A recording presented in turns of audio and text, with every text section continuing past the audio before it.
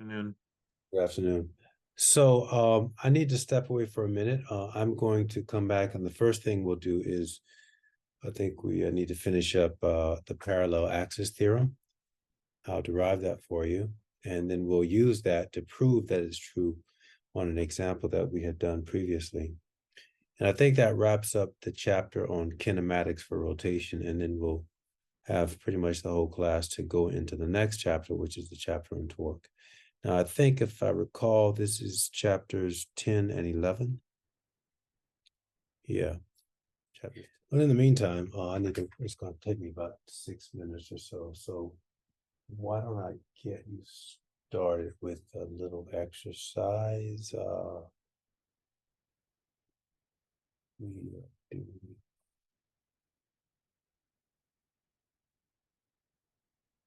Yeah. Still a problem, an application of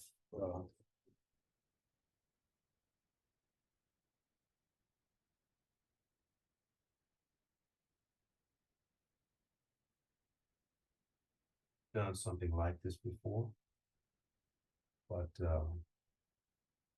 we didn't consider it was simplified. We had a ball sliding on an incline, and we looked at conservation of energy. But this time, let's consider conservation of energy with a object rolling down in the incline, so that we have to take our rotational kinetic energy into consideration. And we can see how it changes the solution.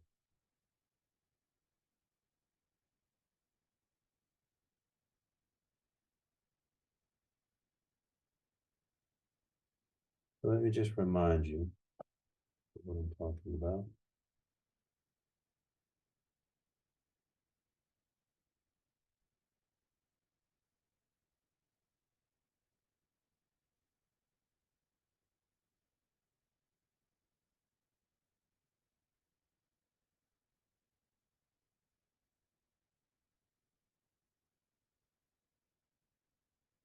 So previously, you may remember we did problems like this, a specific problem like this, where we had a mass M, incline. It starts from the initial velocity of 0. It slides down the incline. This is position 1. And it slides to position 2. And, so we gave things like, the mass, the angle theta, the height. And sure, I could have made the X distance there, but either that or this, whatever. If you have the angle, you can use Pythagorean theorem to go between. So the point is, if the object, mass M starts from rest,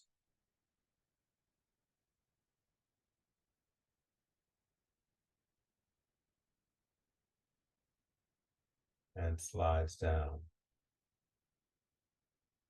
to position 2.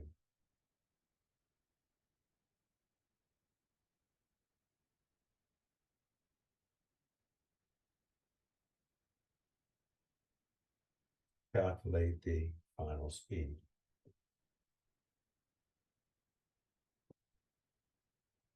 You set up conservation of energy. E1 equals E2. Of course, you have to do things like establish the coordinate origin.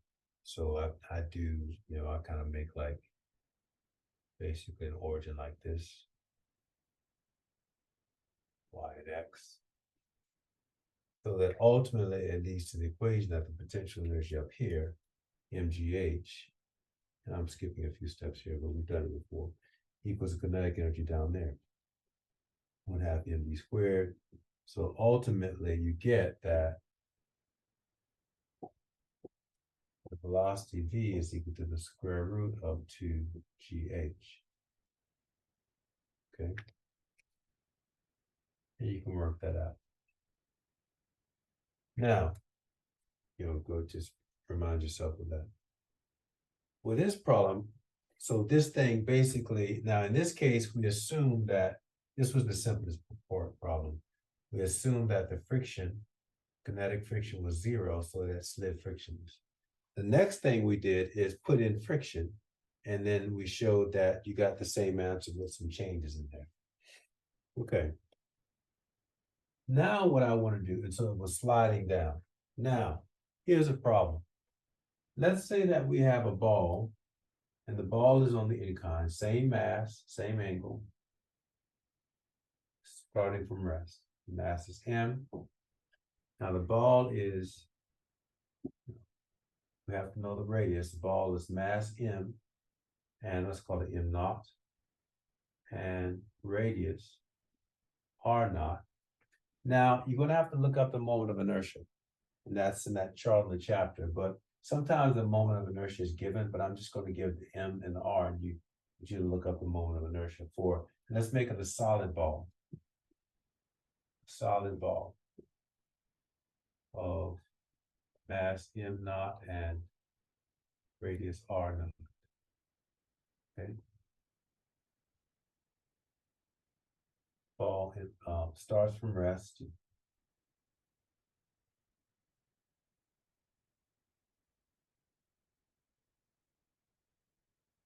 And rolls down the plane without slipping.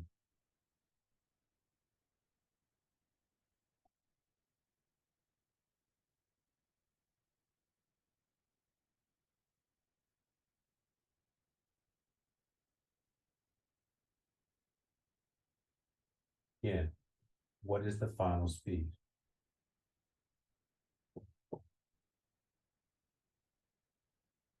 Now, this problem was given was m, r naught, theta naught, and v naught equaling 0. Here, actually, I didn't give r naught. There's no r naught here. Just m, theta naught, and v naught. Here is m naught, r naught, theta naught, and for h, of course. H given. Okay. And also the here. And here, if the ball rolls, there has to be a coefficient of friction. Technically, it's a rolling friction is different than kinetic, but let's just say kinetic friction. Using it as a generic term. Now,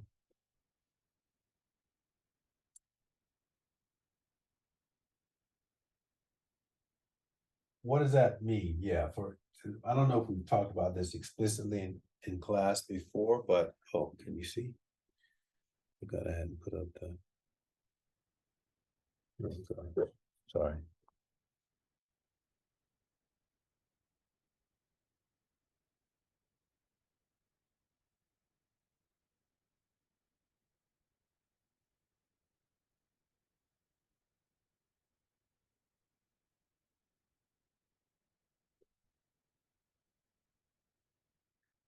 Um,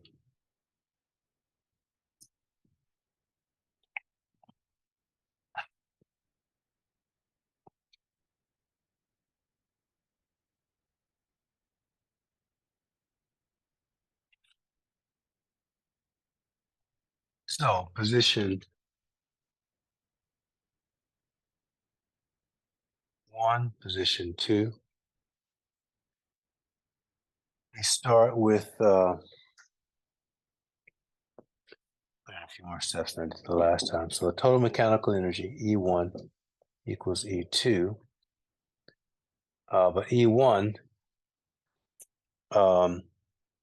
mechanical energy is always kinetic potential.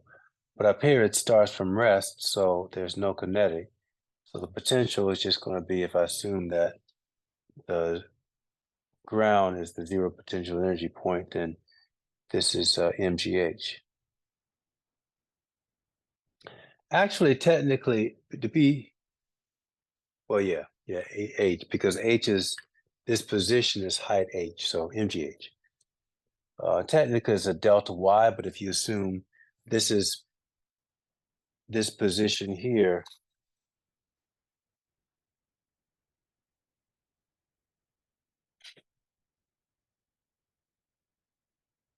is y naught equals h, and this position here is y final is equal to 0, then you can make the argument that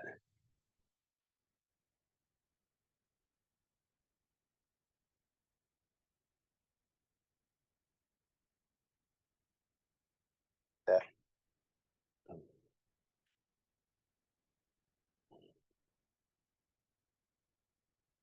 that delta y is equal to final, y final minus y initial.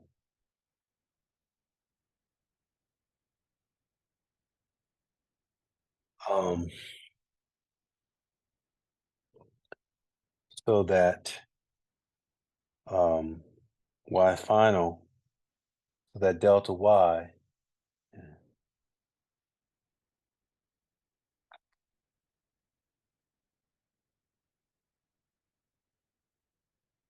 delta y is equal to y final, which is 0 minus y initial, which is h, so that a delta y equals minus h. And it does because the object is falling through a negative distance. But that can come out just by looking at the specific positions. We'll get to that. But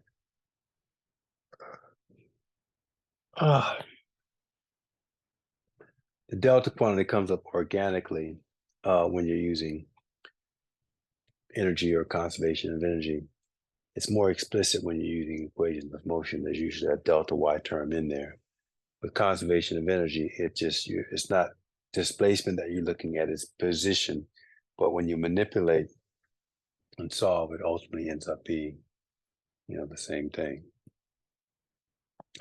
That said, I'm referring to that as position h over here. So then we're going to get mgh on the left side, no kinetic energy there. And that equals, when we get down here, there's 0 potential energy, so y is 0. So you only have kinetic energy, but you have two types. You have k rot for rotational kinetic energy, and you have k trans for translational kinetic energy. So, so that's going to be mgh minus 1/2 I omega squared plus 1/2 V or mv squared. Oh, that's the other, yeah, so R naught, you do have a, R naught. I guess I said M naught, didn't I? So M naught, R naught. No, that's just V squared. M naught, V squared. Yeah. Now, actually, this is an equal sign. The moment of inertia for a solid ball, I think that's 1/2 mr squared. I think it is. A point particle is mr squared. So we can look it up. Sure, and I'll remind you where this list is. It's in chapter 9, so your book.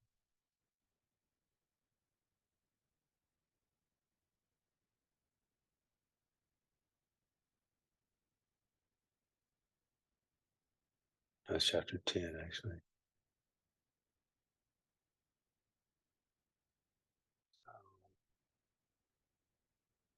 Rotation of energy and inertia. Here you go. And there you go. The chart. And balls. This is a thin shell, but the solid ball is here. And here's that solid sphere. Oh, that's 2/3 or 1/2. I can't. 2/5. It might be 2/5. Can't see very well. I have to blow this up.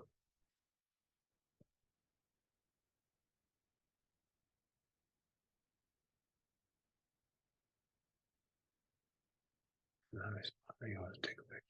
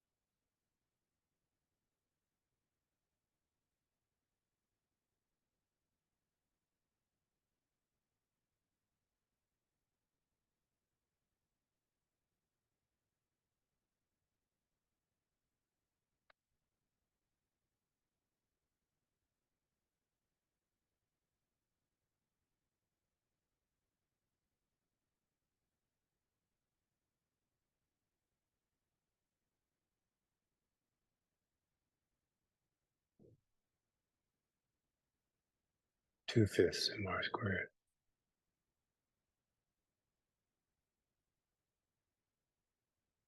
Okay.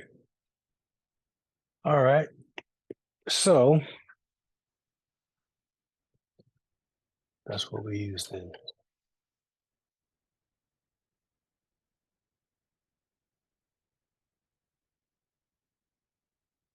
So here we're going to have mg, m naught, m naught gh equals 1/2 times moment of inertia for that guy, which was 2/5 m r naught squared, and then times omega squared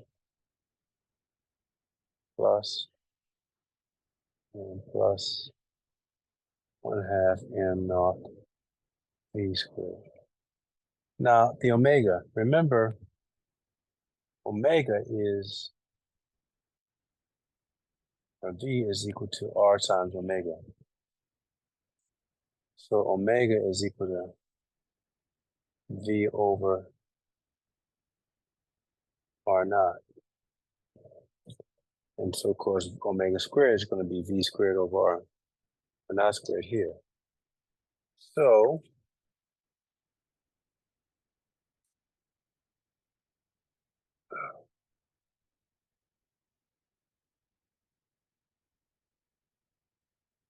maybe 10.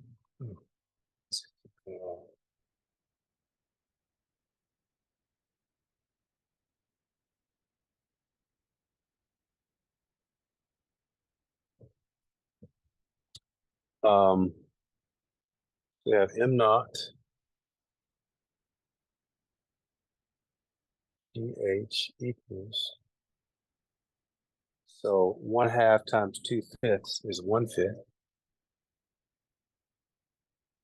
m naught r naught squared, and then times the omega squared, which is v over r naught squared. So that's going to be, times v squared over r naught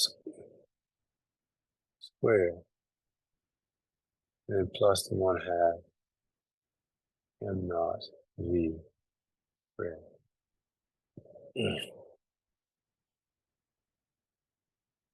R naught squared over 1 times 1 over r naught squared, they cancel. And so I'm left with, I got the m naught v squared, m naught v squared. I factor that out, m naught v squared. In brackets, I have the 1/5 plus the 1/2. And over here, I still have mgh. 2/5 and, so 1/5 and 1/2 is 7/10. It is a common denominator. Yeah. So that becomes 7/10 m naught v squared equals m naught gh. 12. Did I do that right?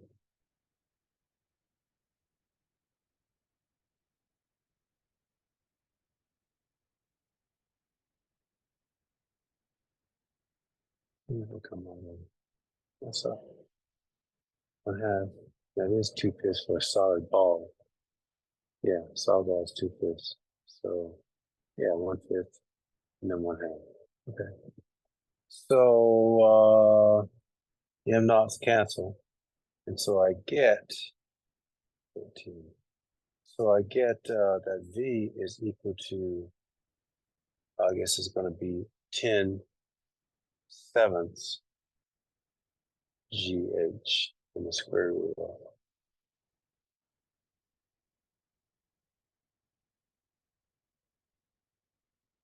Yeah.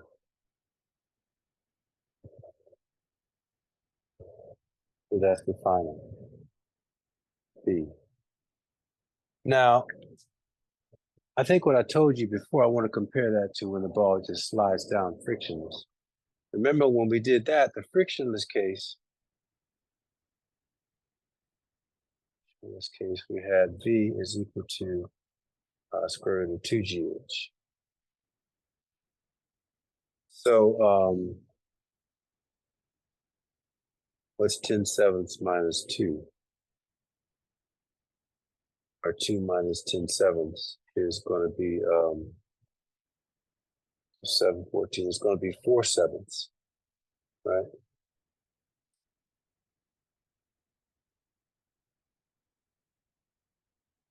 Right. If you add 4/7 to this, you get 2. So you're taking away 4/7. So 4/7 GH. So basically, if you did this, 2GH plus, so this equals the square root of 2GH plus 4/7 GH, right? Because then 214, no, wait a minute.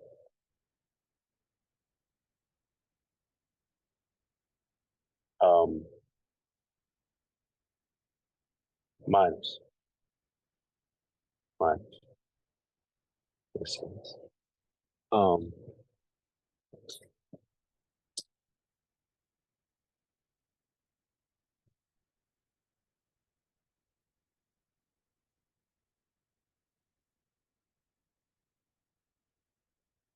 so what I'm making I'm making the argument that in this case, so there was no slipping here.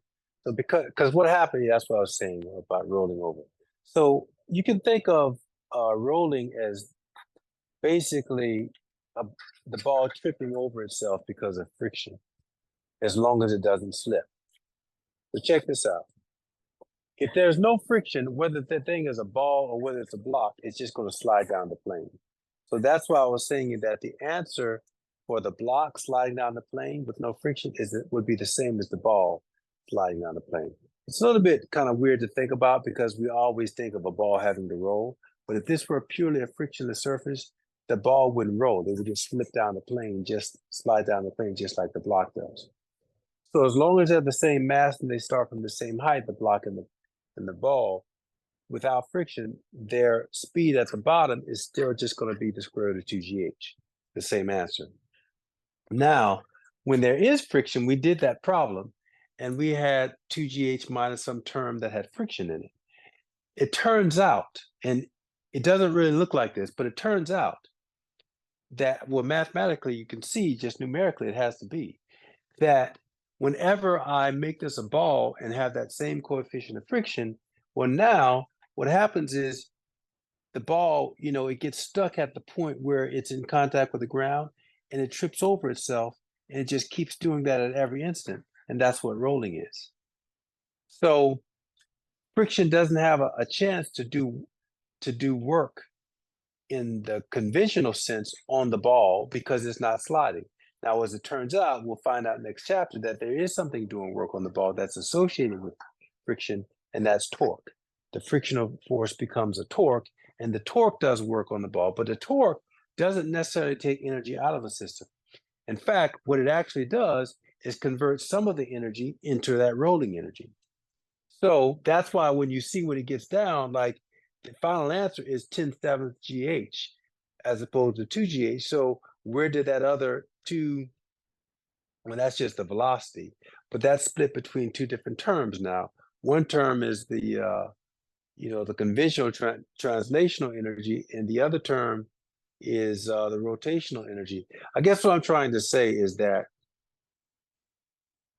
it turns out that the amount of work, and you can see it from this equation when you compare them, the amount of work that, and also I guess you have to look at the frictional term.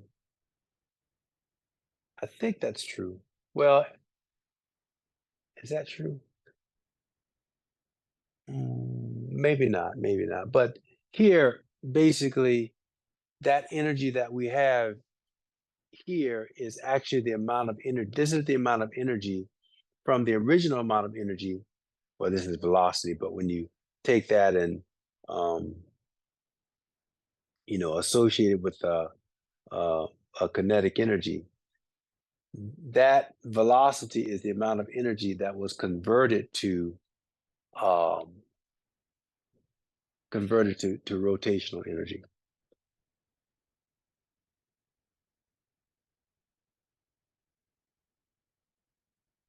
But I think we can say that. I have to put in the numbers and actually do that. But I think you can also say that even though it's a slightly different term, I don't know. I have to investigate. Well, anyway, so that's that. That's how you would handle with conservation of energy. And we have to go to torque to be able to interpret a little bit more about what the torque is doing to the object. Oh.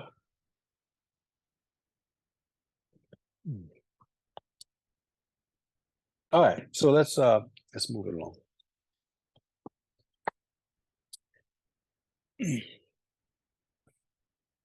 Well, that introduces the parallel axis theorem.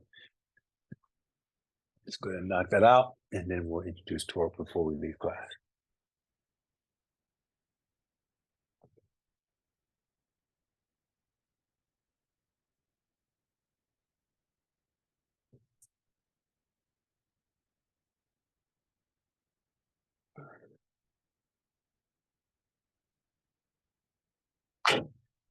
Okay. Parallel axis theorem. I'll write down the theorem, then I'll prove it. So it says that if you know the moment of inertia of a system rotating around an axis through the center of mass, then if you create a parallel axis to that, then the moment of inertia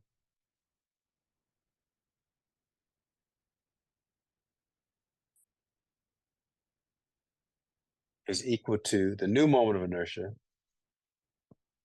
I parallel, or call it I parallel, is equal to the moment of inertia about the center of mass plus the total mass of the system times the distance that the new moment is away from that the new axis is away from the old axis.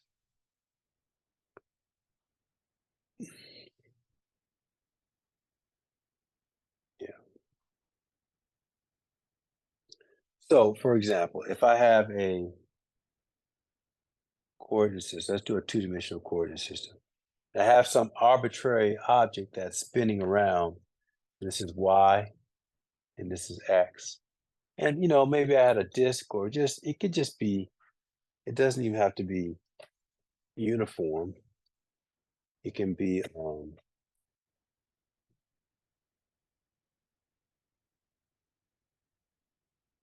It can be some object that just looks like this.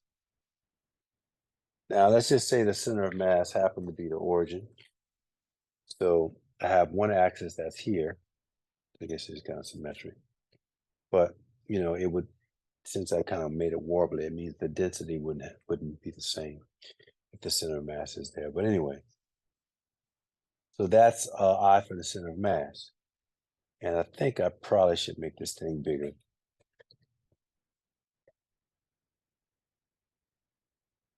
I need to.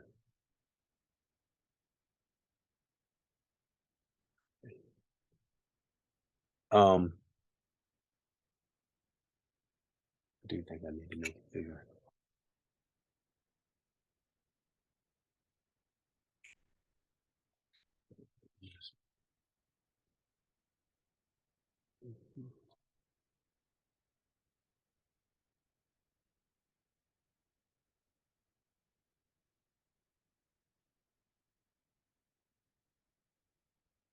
Just to make it interesting. Give it a little wobbly shape.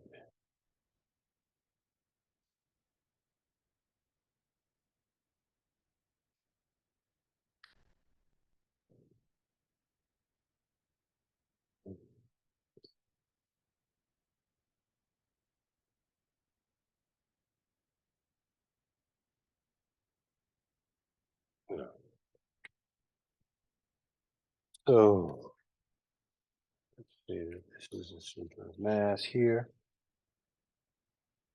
We've got an axis through that thing. And then we make a parallel axis, a distance d away. So over here, we've got axis parallel.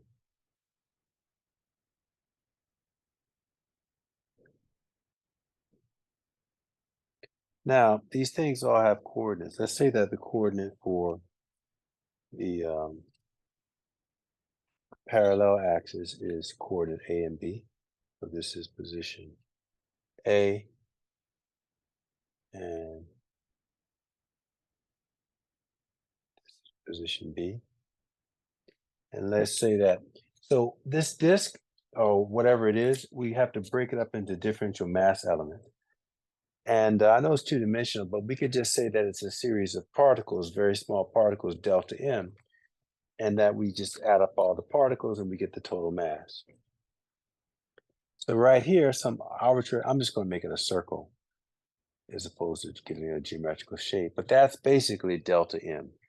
I'm gonna refer to it as like as a counter, like a M sub I, so I don't have to think about a change in mass of delta. But it's like a singular point. That's another word for singularity, is when you have a infinitely small mass of some object. Or just, so that is a point particle is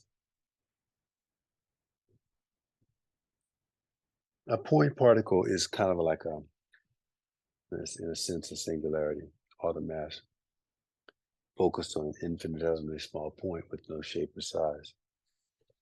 Its coordinates I'm just going to call xi and yi. So if I drop down perpendicular for this guy, I'll keep it purple. Got your eye. That's x sub I, and this guy is y sub I. And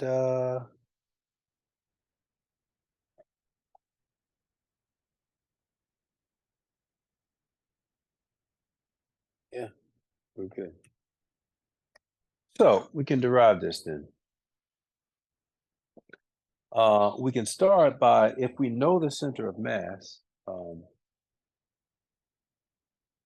the inertia of the center of mass, then we start from there. And we do know, like, so formulaically, the moment of the inertia of the center of mass is just the summation of m squared. It's the basic definition that we gave the other day. So that's our starting point, that ICM is just going to be equal to the summation of the m sub i's r sub I squared as I goes from 1 to n. So that's that term. But let's break this down. Let's break it down into its, we have for r sub I, from the geometry here, we can deduce that r sub I is equal to,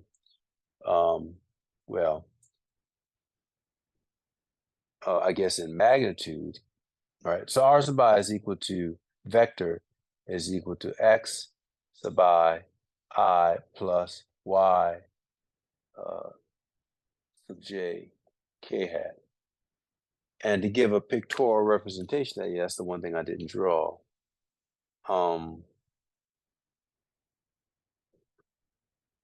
Yeah, it's going to get kind of messy if I draw it in there. But it's the distance from RCM to M sub I, so it's this distance here. I didn't dramatize that distance. That distance is D. That's the distance that the new axis is from the old, from the axis of rotation, from the origin, that is. So that's D.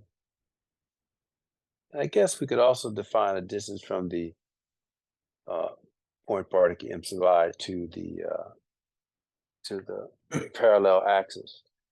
And that distance in my notes, I guess I call that, well, actually, that's the radius of the circle that M sub I would map out. So yeah, I called it M R E sub I. But it's getting a little small here too. So I'm gonna hold off on that for a minute.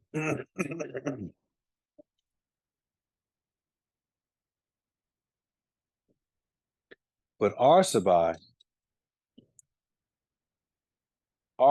is the vector that points from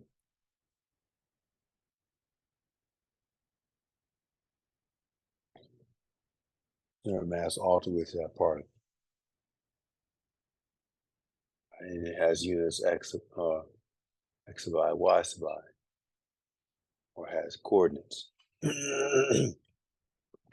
So that's this vector here. And if I wanted to know the magnitude, of course, I have the Pythagorean theorem. That's R sub I. And this is x sub I and y sub I. So you can take the Pythagorean theorem and put it into equation 1, and that says that I CM is equal to m sub I times the square root of x sub I squared plus y sub I squared to the 1/2. Oh, actually, it's squared, so I don't need to the 1/2. Just that. Now, yeah. So yeah, that's what this distance is. So here, check this out.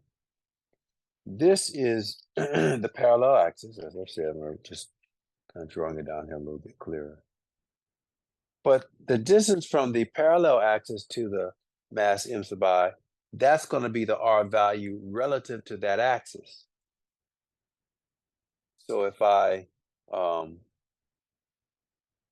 take another, draw a line from m sub I to the parallel axis here,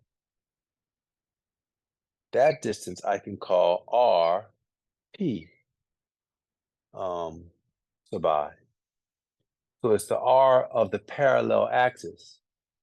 It's the R of all the individual masses relative to the parallel axis. And RPI is actually equal to, in terms of its vector notation, well, it's actually this, the x component is this distance here, which actually is, that distance there is actually x sub I minus a, right? It's this total distance minus that guy. And same thing here, y sub I minus b is actually the x component of R sub p sub I. So, this vector, y component.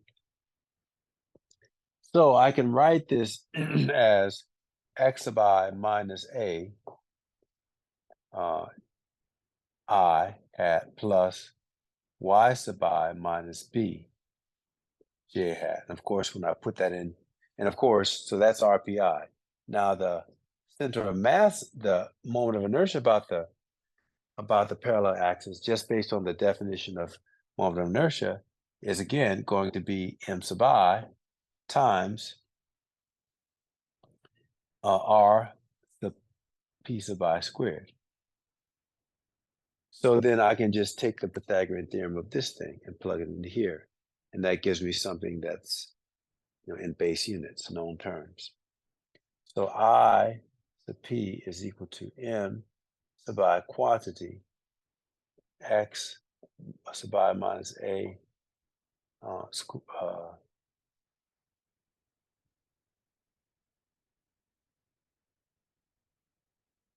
just drew a blank.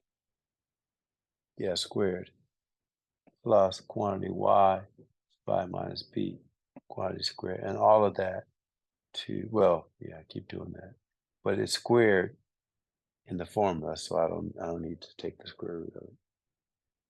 But I will put it in brackets maybe to separate from the m sub I. I have to do that because m sub I multiplies both terms.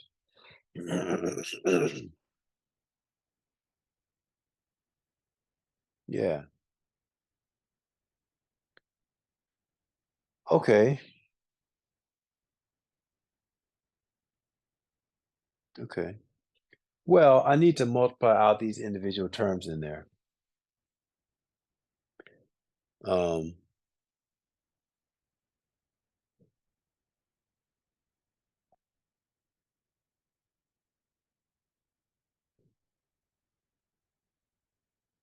Yeah. Need to multiply out those individual terms. And so I guess I get 4 terms. No, 6 terms.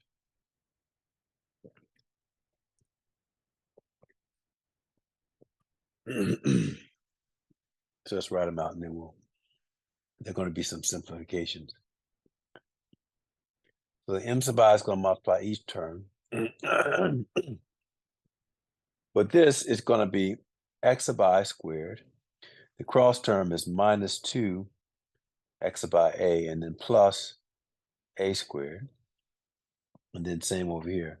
Y sub I squared minus 2 y sub I b plus b sub I squared. And that's everything. Now I'm going to group like terms together.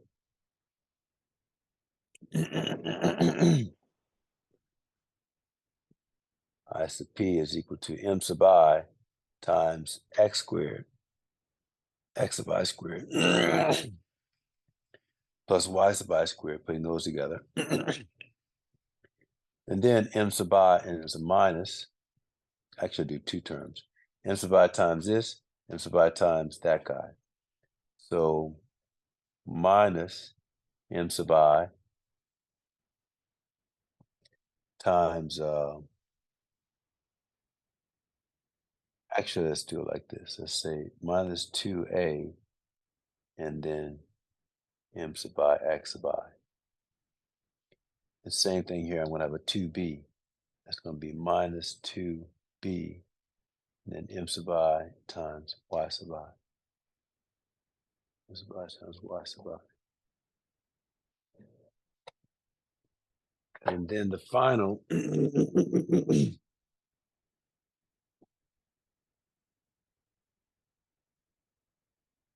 final terms are the a squared and the b squared term. Actually, yeah, a sub, no, that's just ab. That's not a b sub I, because that's just the y component of the axis. So that's just becomes is plus m sub I times a squared plus b squared. Okay. Now, so I've got basically 4. I had 6 terms, but I combined 2 of them. So I have 1. Well, there's 2 terms in there, but I've combined them. That's 1 term. Then each of these, I'm going to leave them separate, the minus terms, and then this guy, mi, ab squared. Just come over here and evaluate that. Let's leave the theorem up there.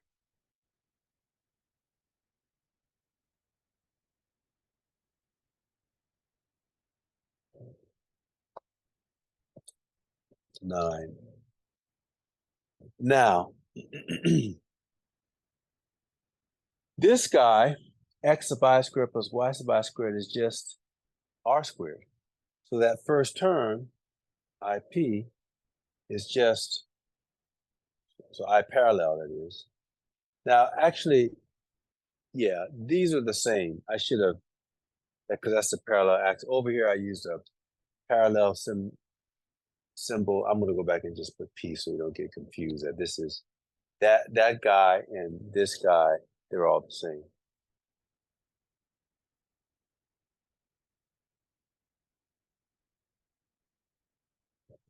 Now, I said parallel axis. Axis, so this becomes m sub I times r sub I squared, right? Because I've erased it here, but r sub I, squared was equal to x squared plus y squared. Okay, so that's just that. Now, let's take a look at this guy. And by the way, we gotta I need to put the summation symbol on. I should have had it up there somewhere, but once I start using those subscripts, we're adding up everything. So I've left off. Yeah, I left off the summation symbol here, and in the places where anytime there's even this, all those is a summation symbol everywhere, actually. So basically, that's the definition of that. But even in these, is bigger. Each of those are signs of summation symbol like that. And the summation symbol here, and here, and here, and here. So coming over here, wow, that becomes the summation of m sub I r sub I squared. Is this first term here. Then the second term is minus 2a times the summation of m sub I x sub I minus, in fact, I could just put all that in parentheses or brackets or something, and then minus m sub I y sub I. And then plus the over here, plus. And that last term, a squared plus b squared, that's just d squared. So that last term is going to be the summation of the m sub I d squared. Okay. Well, this guy is just the definition of the moment of inertia about the center of mass. So that first term, IP, is equal to ICM. Now, what about these guys? Now, I want to remind you, by definition, the moment of inertia is equal to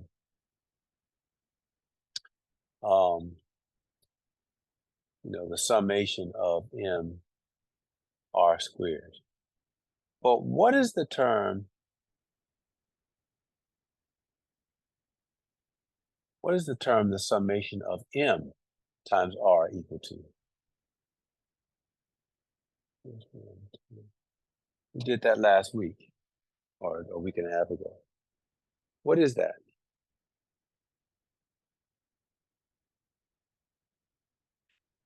I'll give you a hint. Oftentimes we wrote it as a normalized determination, 1 over m times the summation of m sub I r sub I, or center of mass. More stated more correctly, this actually is not the center of mass, it's the total mass times the center of mass. All vectors. Yeah, it's a vector quantity too. So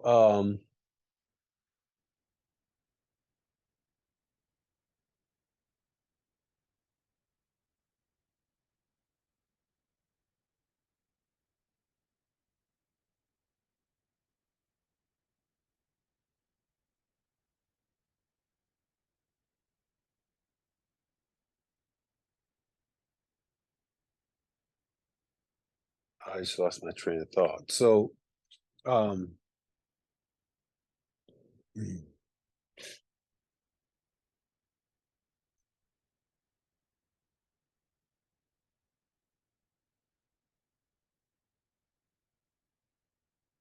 me see.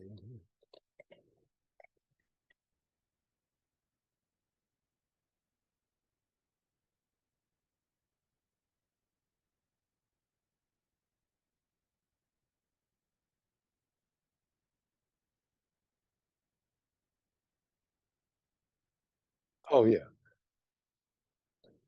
So that term is the center of is the center of mass. So basically, when you look at this term here, you've got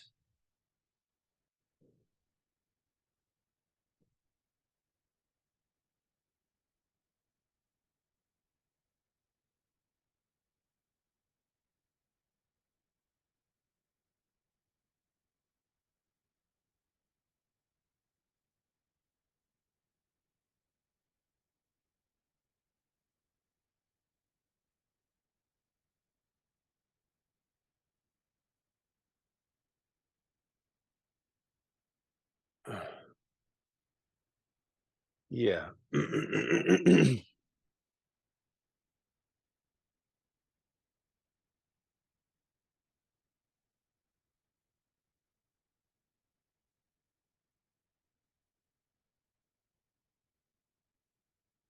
Yeah. Um, I've made this kind of messy, so I've been a little hard to follow.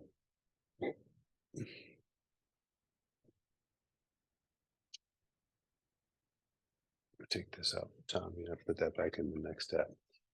So the definition of the center of mass is that XCM was defined as 1 over m times the summation of the m sub i's x sub i's, period. Which means that, but you see, this term right here is right here. Similarly, I have like YCM would be equal to 1 over m times the summation of m sub i's, y sub i's. And that we have here.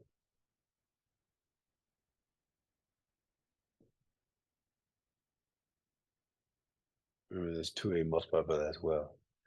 So I could solve this for m sub I summation m sub I x sub I summation m sub I y sub I, plug them into those things, and what I'm going to get is I could rewrite that whole equation as IP equals m sub I r sub I squared, and then minus, I do it in 2a times that guy, so that's 2a times, when I multiply over the bit of total mass m, but the coordinate is xcm.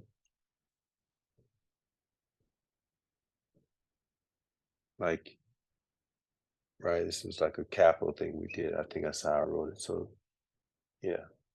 And the other term is going to be a minus 2a capital M y cm. And of course, that final term is plus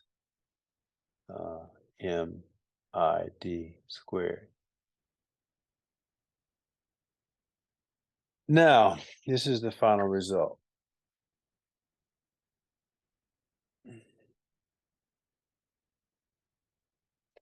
This guy, as I mentioned earlier, is just the moment of inertia um, of the system about the axis through the origin, through the center of mass. So I can rewrite I is equal to ICM. And it's just by definition. The moment of inertia of this about the center of mass, well, that is um,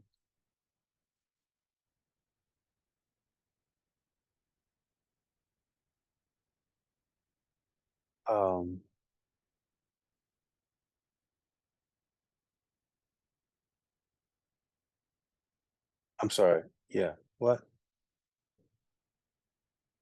Well, these center of mass terms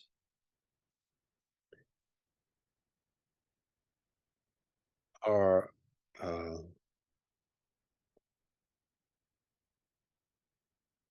when you add up all of the, yeah, since the object is at a center of mass, since these quantities are relative.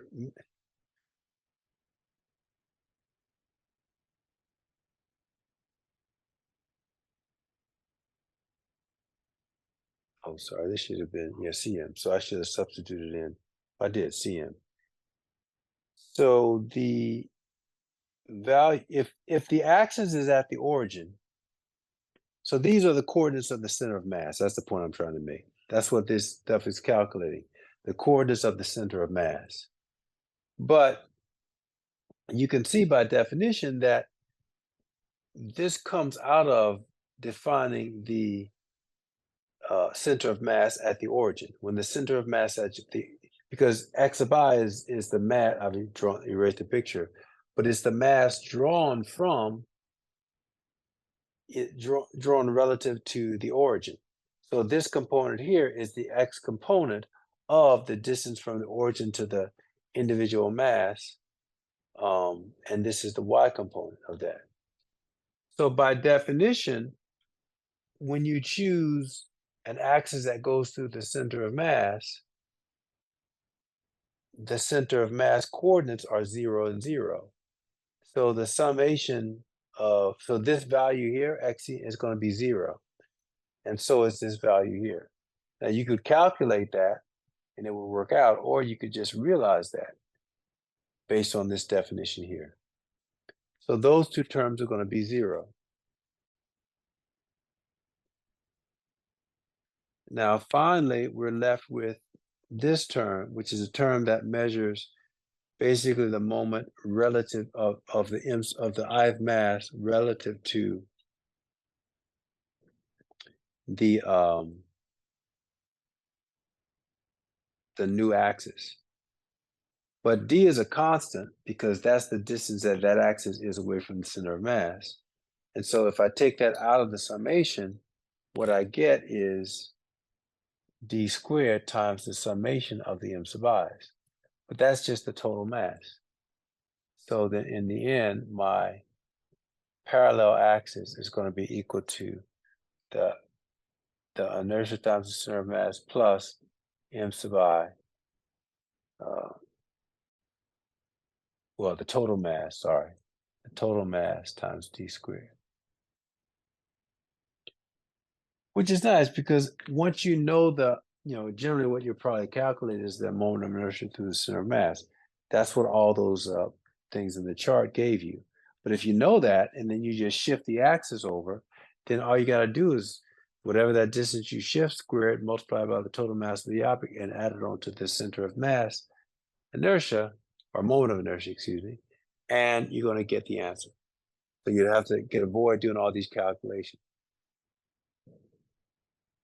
Or integral in the case of a continuous mass distribution. And it can be very useful. So let's prove that it works by going back to do that problem that we did the other day. Remember the one where I gave you the four masses? At a mass like this, or a system like this, something like it. Then one like this.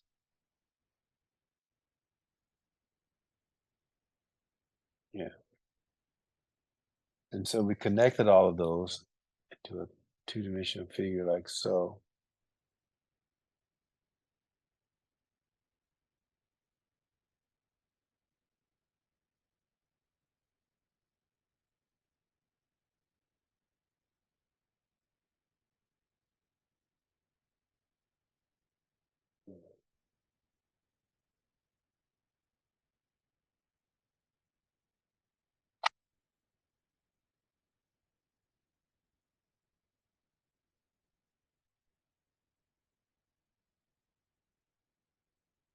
Okay.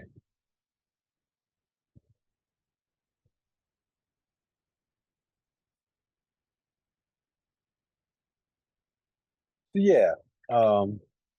We had an axis that, first of all, went through the center of mass here, straight through like that.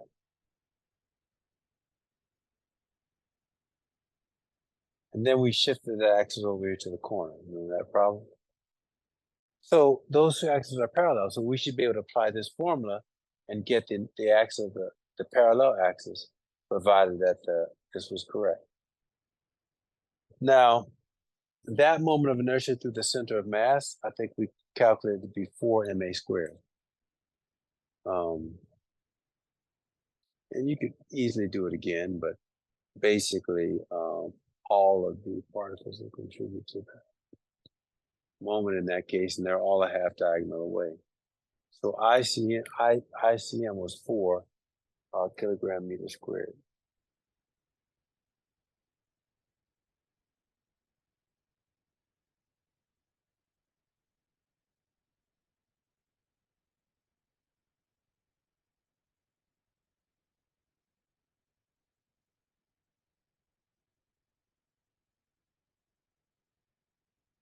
All right, A was the distance of the,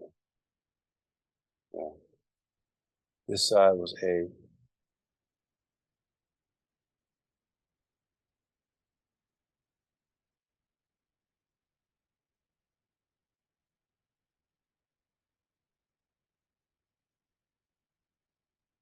And that length was B. That we didn't need. Now, so let's see if this works. So ICM, you got to be to know that. So that's 4M total mass, total mass times A squared. That's the side. So if we take that and put it in here, and then just add that on, what do we get? So we get 15. So that's going to be IP is equal to 4 total MA squared plus this guy, which is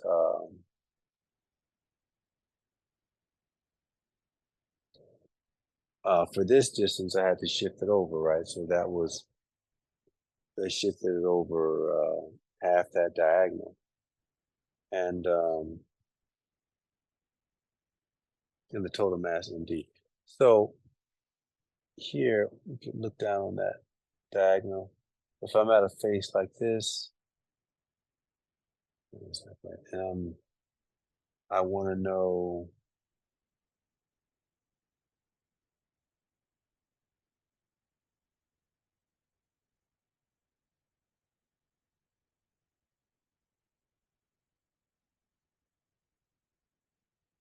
basically half a diagonal. So if I have, I think it's bigger. Let's see it. I'm here, and I want this distance here.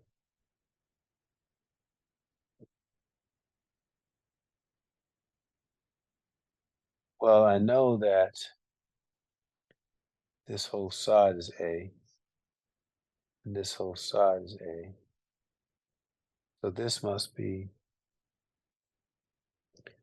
in fact, it's not that distance I want, it's the square of that distance, so x squared. So if I come here,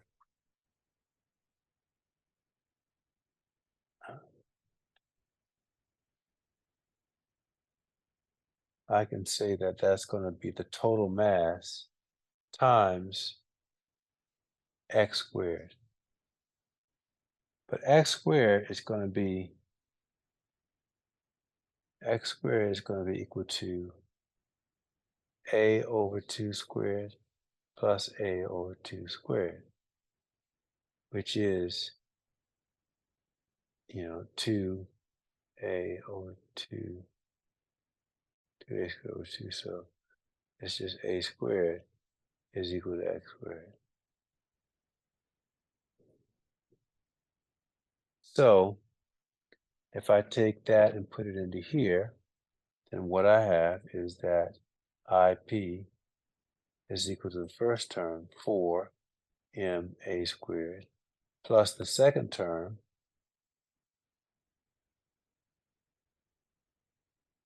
oh, and by the way, I should have done,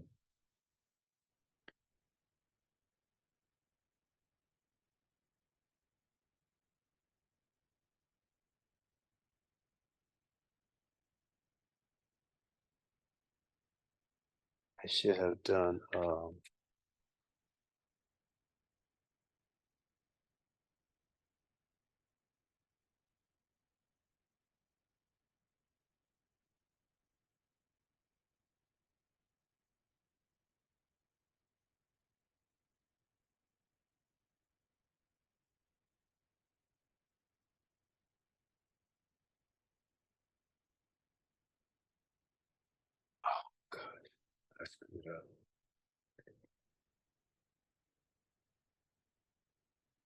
This is actually 4. Because this distance is a over 2. Over 2. So when I square that, I get an a squared, but it's a squared over 4. A squared over 4. So when I add that, I get um, a squared over 2.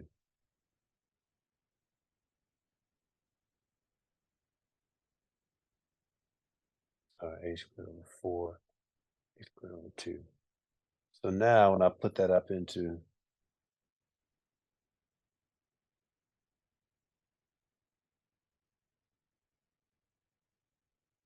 that guy,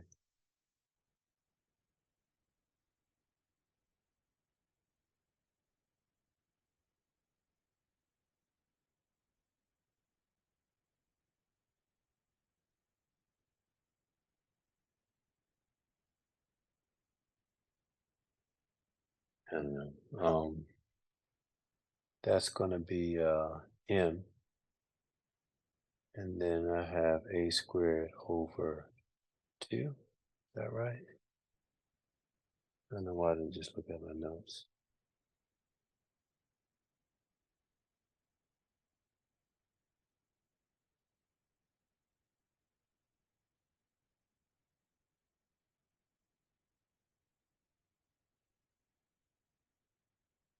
I'm a denominator. 2, so 8. That would be 9. Now something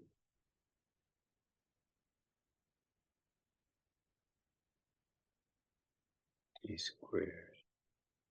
I've missed a term somewhere. I'm tired, sleepy. I'm gonna have to go back here. It's right here somewhere. All right, so we're doing the parallel axis theorem. ICM, that's definitely 4ma squared. Now here, this is 4d squared. And I'm trying to figure out basically just what d squared is in terms of my. Now I think I define a. Yeah, that looking down on the thing, that was a, that was a, that was b. So I'm a half diagonal from the center over. So the total whole thing is a, then that's a. So the Pythagorean theorem says that I just make this d. I don't need to make it x. Oh, that's what the problem. That's d. That's where it was. That's d, not d squared. I think I got sleepy. I'm sorry. So the Pythagorean theorem, then, that's it. That was a problem. Couldn't find it. So d squared then is going to be equal to basically what I just said, a squared over 4 plus a squared over 4. Right. So now d squared is equal to uh,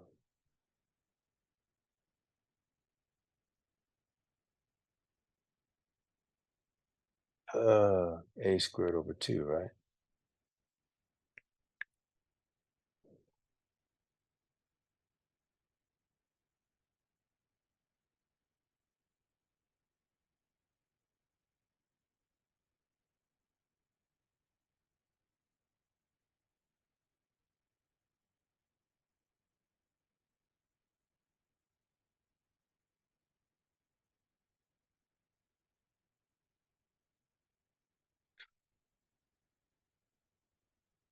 The same thing we just got. So m a squared over 2.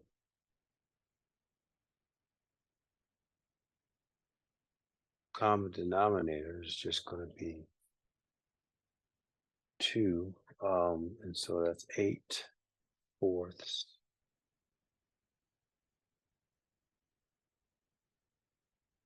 8/2. 8/2 plus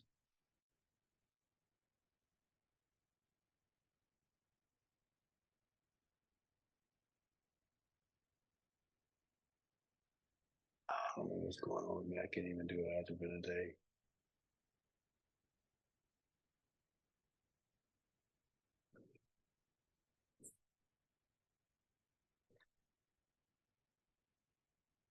I'm not matching up with what I have here. Can't even do algebra today.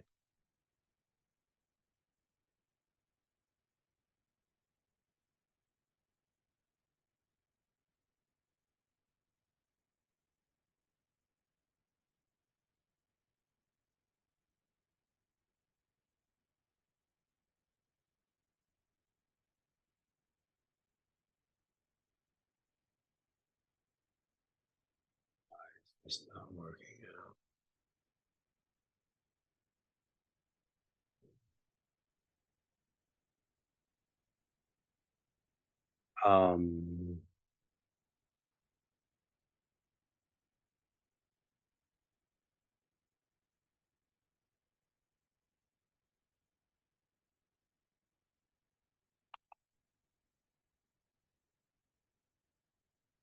2 on there is just mt squared.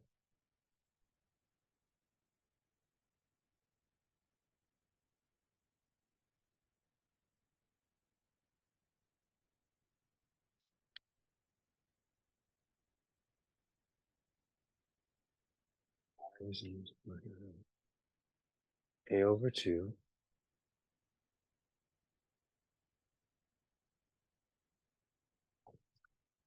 a squared plus 4. Multiply them together, add them together. Get a squared over 2. And that's d squared, not d.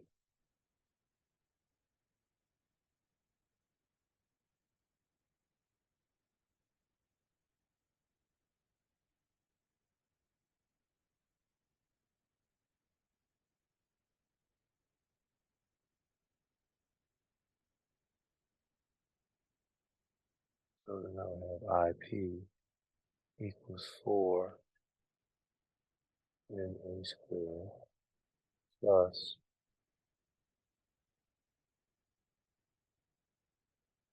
oh, duh. Oh my gosh. Oh gosh. Got it. So yeah, so then times a squared over 2.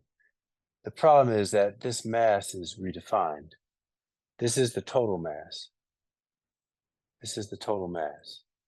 But for our object, the total mass was the sum of the individual masses, and the individual masses was small m. This is capital M. So basically, oh gosh, yeah, I'm just tired, sleepy, and hungry or something. Been painting. I don't know. I don't know if I told you, but I've been painting my apartment. I've been painting all weekend, and I'm kind of tired. The house smells a little bit like paint thinner. I keep washing the brushes. I hope I'm not getting high or something, or killing brain cells. Um, so my point is that the total mass m is equal to 8 small and 8 little m, and that's what this m is. So it's 2 different m's. When I put that in, I'm going to have IP equals 4ma squared plus 8m small m times a squared over 2. And so there you go. So the 4ma squared is equal to 8 divided by 2 is 4 ma squared. Then when you add them, you get a total of 8ma squared. 17, 18.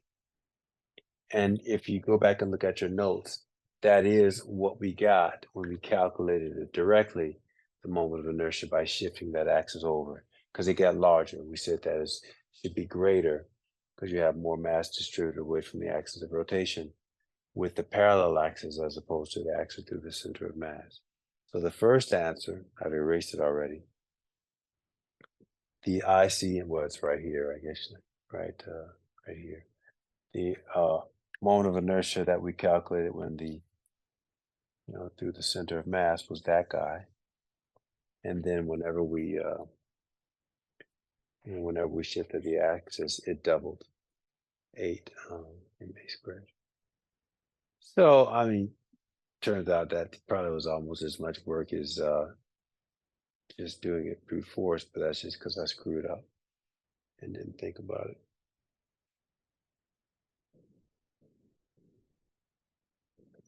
So, yeah, parallel axis theorem.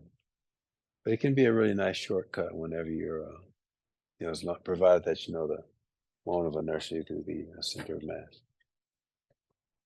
All right, so that wraps up chapter 10, I guess. And we can move on to chapter 11, which is torque. Now I just only got a few minutes left, so I just introduce torque somewhat qualitatively here. Before we go, refresh my tea real quick. I'll be right back.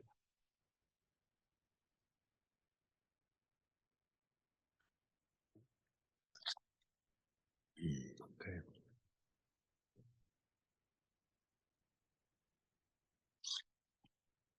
Okay, so a force gives rise to linear motion, but a torque causes angular acceleration. Torque causes rotation. Example. Well, I guess let's use this chair. That's the most practical thing I have right in front of me here. If I take this chair and I apply a force,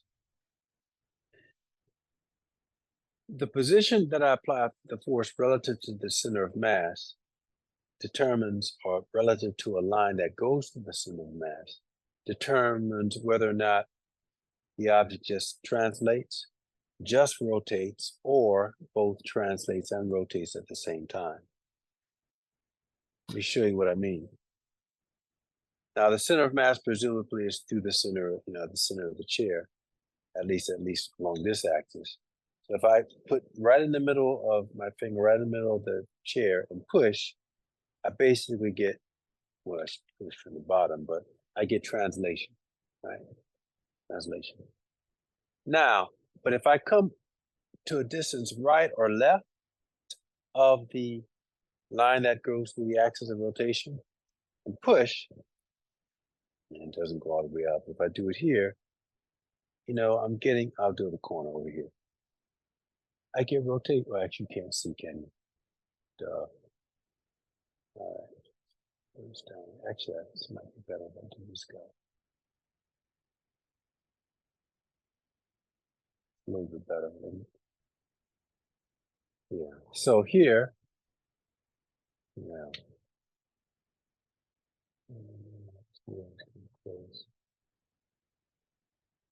But the point is, I had a push straight from the center of mass, it just translates, right? If I come over to the side and push on the corner or some edge, it causes rotation. So technically speaking, when I apply, and in fact, we also know it kind of the opposite for a door, right? If you have when you're a kid and you wanted to open a door, sometimes you had to use your weight, like particularly if you were a door that you had to push open, right? You would go in and you found that if you pushed at the hinge, you could push all day long, but that's not going to open the door.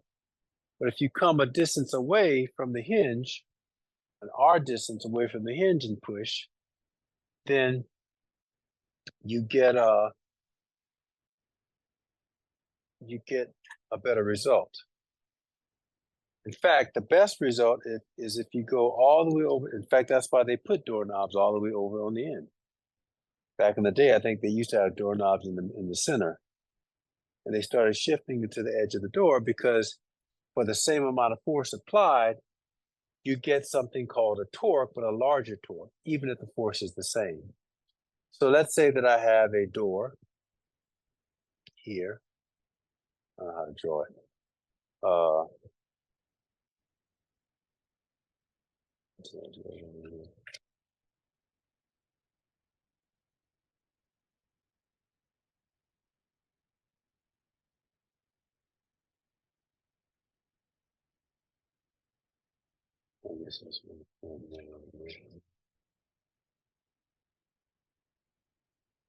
Well, let's say that let's draw it from the top down. That's a good way to do it. So let's say that we have a door, and like the door would be, from this point of view, I would have a hinge on the wall, and a hinge on the wall, and here's your door, right? Door handles over here. Now that's a side view. If I was in the top-down view, then let's draw an axis. In fact, let's draw an axis on both. Let's make that the x-axis and the y-axis from this point is coming out of the board. That's y. And here, I guess it would be, this would still be the x-axis along here, but y would be up like that. So here, this is the top-down view. Yeah, this is a way to draw it. So if I were to draw the door, let's say the door is kind of like, I'll draw it right in the middle, but the same width, so that's the width of the door right there. All right, cool. So my point is that if I come over here and I apply a force, let's say we apply the force along the, so I guess negative z would be up in this picture. The negative z-axis would be up in that direction. So if I apply a force along the negative z direction at the hinge, I can do that all day long and nothing's going to happen. The door is not going to move. Or if I came over here and did it right at the corner, I wouldn't get much result. The best thing to do is to come over here and apply the force at the very edge of the door. In fact, I don't even have to apply that at a 90-degree angle. I could apply that at some arbitrary angle like that, F. Yeah. And if I wanted to think about the angle that F makes with my force makes with my door, in fact, R is the vector that identifies the position from the origin at which the force is applied. So an R vector would technically be that vector there. Both vectors. So the angle between R and F I can obtain two ways. You've got to be careful about that. It's either I project R out. I could do a couple of things. I could project F along something called a line of action. Or I could project R out like this. Or I could project F back to the origin so that the origin of each vector is at the origins of both vectors are together. I could do that. Either way, the angles that I get between them when I do that is the angle for that's defined as the angle between them. That angle, in this case, is the acute angle, not the obtuse angle. So,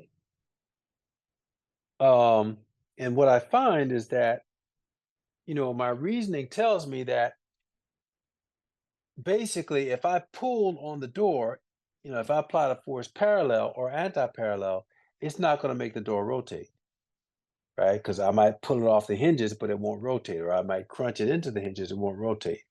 But we can think of that, a general force applied at some arbitrary direction, as a force perpendicular and force parallel being the components of that overall force. So what we can see from this, and note that F parallel is cosine of theta. So F parallel is equal to F cosine of theta, and F perpendicular is equal to F sine of theta. So the force parallel to the position vector never contributes to the torque. Only the component of the force that's perpendicular to the position vector contributes to torque.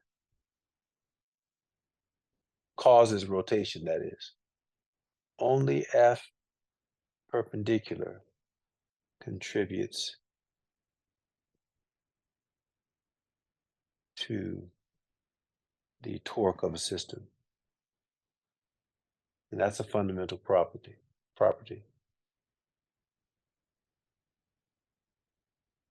And we can use that then to write the mathematical equation that quantifies the torque.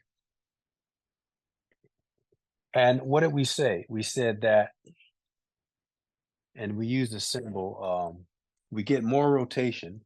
And by the way, the symbol that we use is tau, T-A-U, for torque. So if we assume that some sort of this quantity causes rotation, you get more rotation when as R increases. You get none when you're right at the axis. So just empirically, we see that the torque tau is proportional to R, but obviously it's also going to be proportional to the force. Tau is proportional. The more you push, the more rotation you get. And with regard to the angle, well, if sine is 0, then if the angle is 0, then you get no torque. So as the sine of the angle increases, the torque also increases, and you get the maximum torque whenever the sine is 0, whenever the angle is 0, and the sine of 0, sorry, whenever the angle is 90, and the sine of 90 is 1. So that must mean that torque is also proportional to sine theta. So when you put all that together, you get that the magnitude of the torque is equal to the magnitude of the vector r, the magnitude of the vector f, times the sine of the angle theta. R and F are vectors as I've written them, so even though this is defined as the magnitude of the torque, you could also write the torque as a cross product. Torque is equal to R cross F, because that's the definition of cross product, is the magnitude of two vectors times multiplied by the sine of the angle between them. So torque can be defined as a cross product, R cross F. Right at 430. So that's the magnitude, but that's not all. It's not all we got. We have to introduce something at this point called the right-hand rule, because as it turns out, even though R and F don't have to be 90 degrees relative to one another, and we can see that by the general example that I gave here, that this angle theta is not necessarily, obviously is not drawn to be 90 degrees. So it's some acute angle, as I said earlier. But because of the product of a cross product, the torque is always going to be perpendicular to both R and F. So in the end, torque is perpendicular to R and torque is perpendicular to F.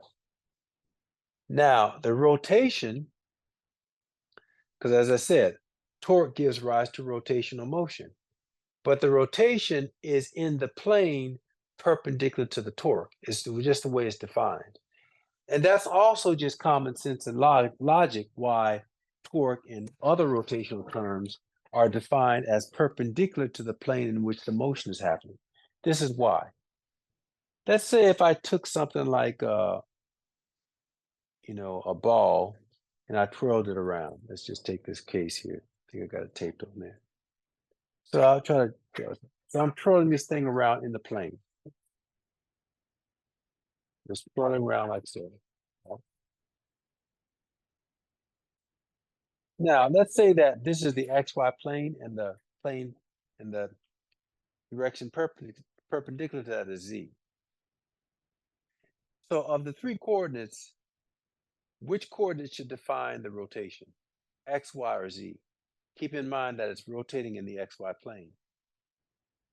Well, it doesn't make sense to get X or Y or any combination of those, because the thing is all like the direction of the motion, the object is spinning around at 360 degrees, and X and Y, the value of X and Y is changing continuously at every point. But the only constant is that the motion stays in the XY plane, which is defined by the Z axis. Because the direction, if you know that the plane of rotation is perpendicular to Z, no matter what direction Z points, you will always know the plane of rotation. So any rotating object usually is defined as,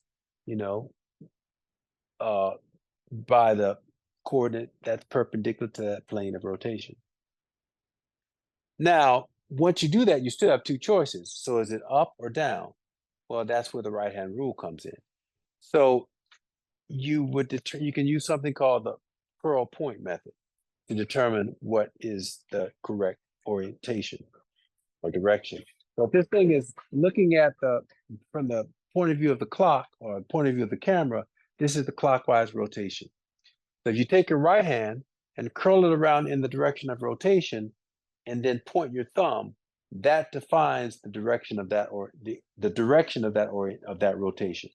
Now, orientation, I'm going to use words direction and orientation to describe motion, circular motion. Orientation means either clockwise or counterclockwise. Direction means the direction of that motion or the direction of that orientation. And in this case, it would be negative z. So you curl around in the clockwise direction, make a fist and point your thumb. That's the negative z direction. If I were rotating in the counterclockwise direction like this, right? Oops, curl point, that would be positive z if positive z is up. Yeah. For this door in this example, the force would make it want to rotate in the counterclockwise direction. So again, if I apply a force like this and the door opens up like that, then the curl is in the counterclockwise orientation, counterclockwise orientation. So that orientation gives rise to a z direction. So whatever the acceleration is, alpha is the term we use, it would be defined in the positive z direction if it's increasing as we go. And omega definitely is if the orientation is counterclockwise, omega is defined as positive z, is a vector. And theta opens up in the positive z. It opens up about the x-axis, but its direction would be positive z. So a lot of times in many physics books, you see these quantities defined with a z subscript. That implies that they've set up the problem so that the motion is in the xy plane. So it will either be defined as, the direction will either be defined as in the positive z direction or the negative z direction. So they just put subscript z on there to remind you of that when you're first learning. So that's one right-hand rule. That's a kind of an organic right-hand rule. But there's another right-hand rule that we can use to apply to the cross product. I think it's important for you to kind of just